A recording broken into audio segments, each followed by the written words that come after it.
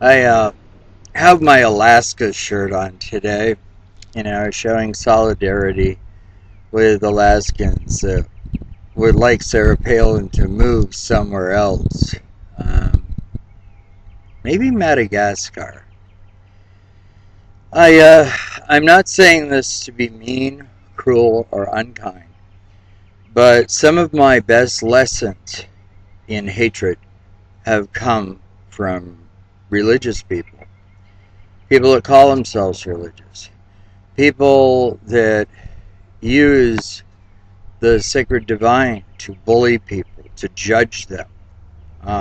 It's a cop out. Oh, it's not my judgment, that's God's.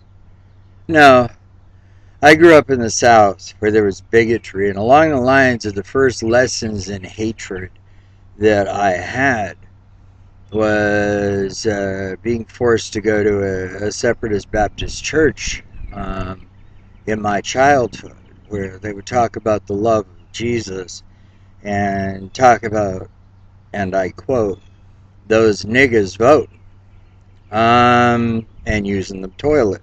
Don't forget, I grew up in the 60s. I got older. I was sent off to boarding schools in New England where I learned another kind of hatred. I was raised Buddhist, and I was in school with a bunch of Irish Catholic kids from South Boston who used to beat me up for a number of reasons. One of them was I threw a baseball like a girl. Um, Along the lines of being true to myself, which has basically been a lifelong pursuit, being an authentic human being. In 1975, after my father died, and it wasn't because of him, my father already knew, but I came out. This kid was bullying me and beating me up, and my grandmother said, why don't you just tell people? It's better to be honest. So the next time the bully put his hands on me, I told him. I said, okay, we all know that, I'm gay. And of course, that has grown into pansexuality. I'm an equal opportunity offender in that respect. But, I came out and this kid, he was like, oh yeah, this is a faggot. I could beat him up. And I told him the next time he put his hands on me, I would tell people it was a lover's quarrel. Moving on, my first gay pride march was in Boston in 1975. I was 14 years old. And I was with my boyfriend Anthony, who was this really beautiful guy from the Italian North End. And he had that nature about him that was deeply spiritual and wonderful.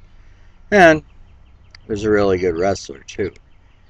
And this pastor leading these evangelicals on the side of, I think it was either Beacon or Boylston Street in Boston, threw a grapefruit, and it hit Anthony. And, I, in my life, have always been prepared to take my lumps, but not this day. I picked up that grapefruit, and the butchest throw of my life, I beamed that pastor right off the head.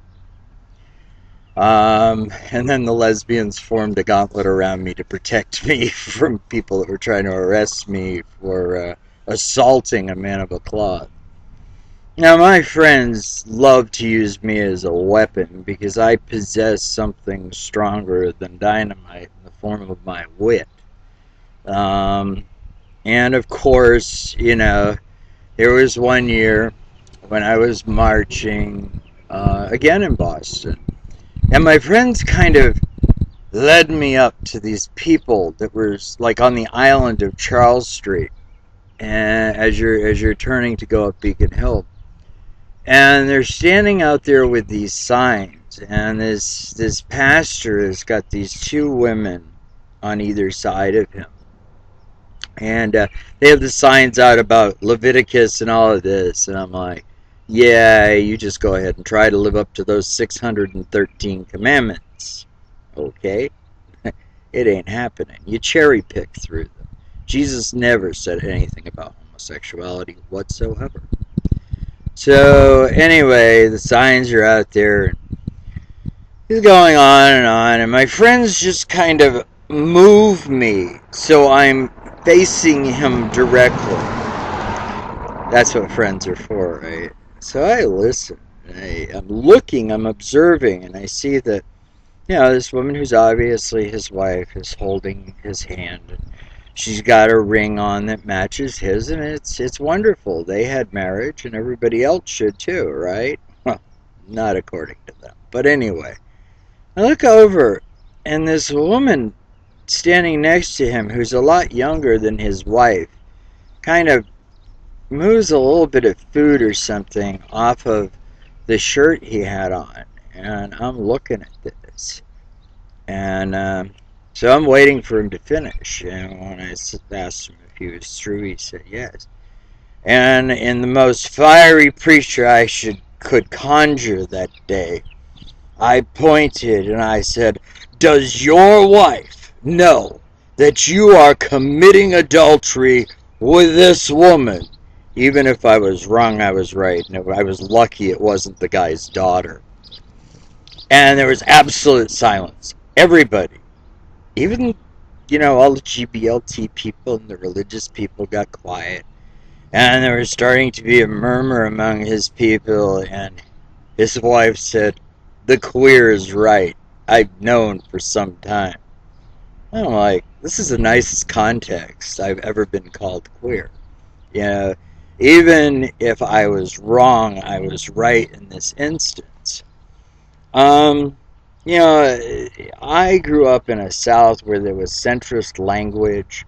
George Wallace. It's a kind of racist doublespeak that went on.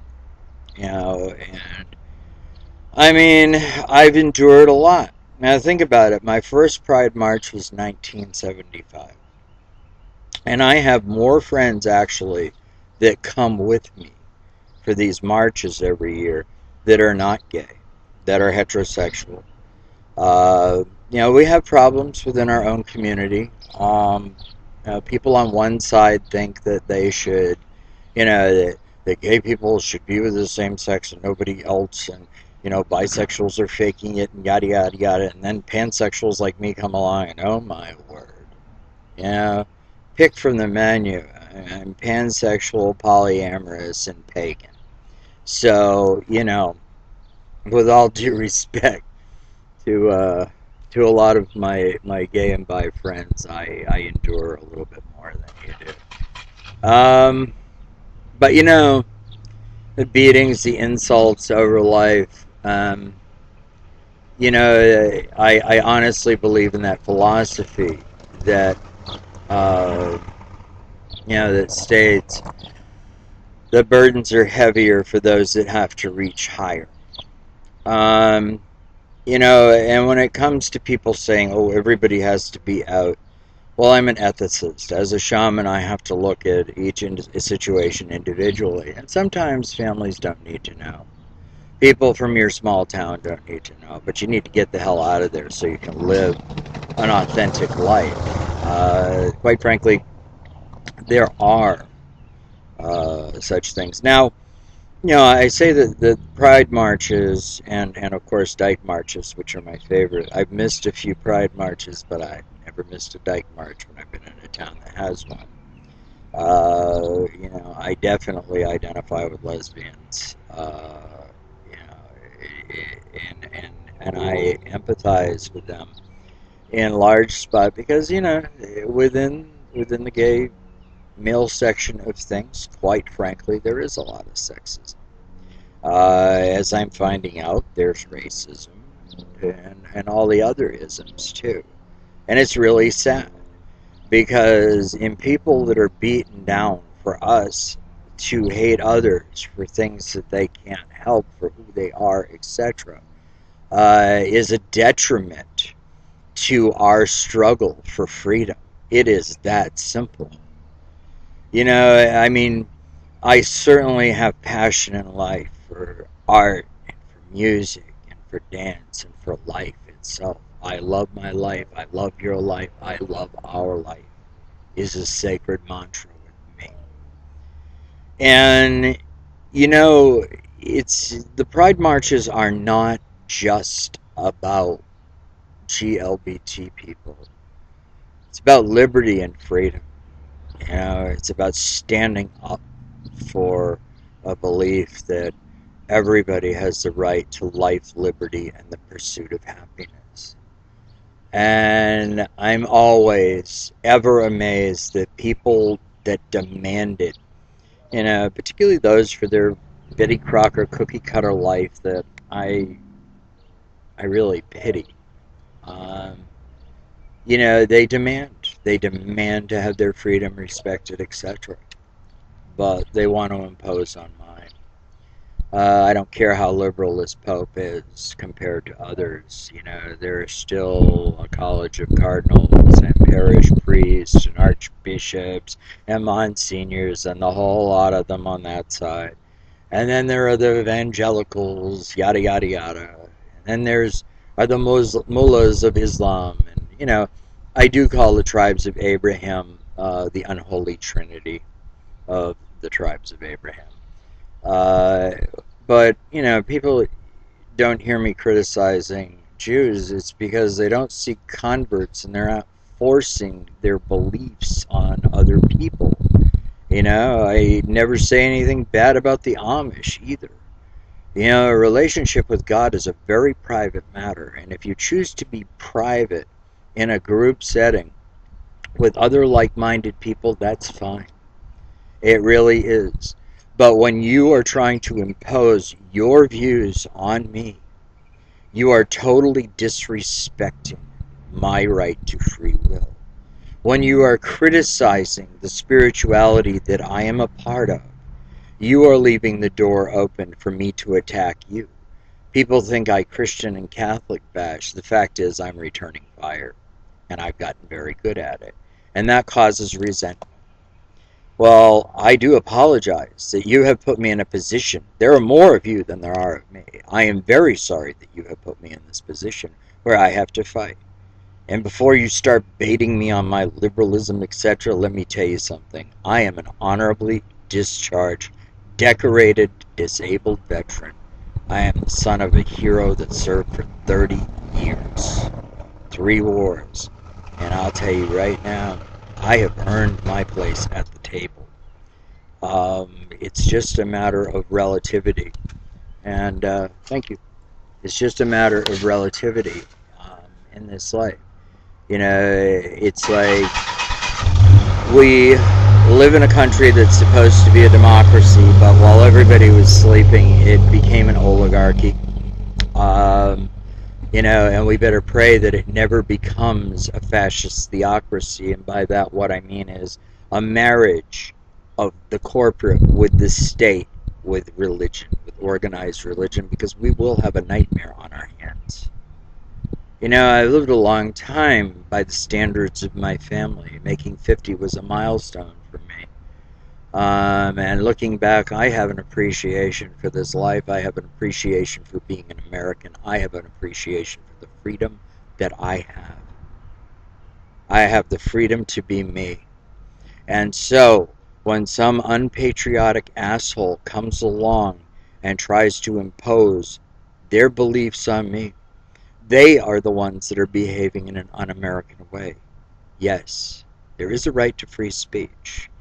But when I try to speak back and you shout me down with biblical verses, etc., first of all, you're a coward.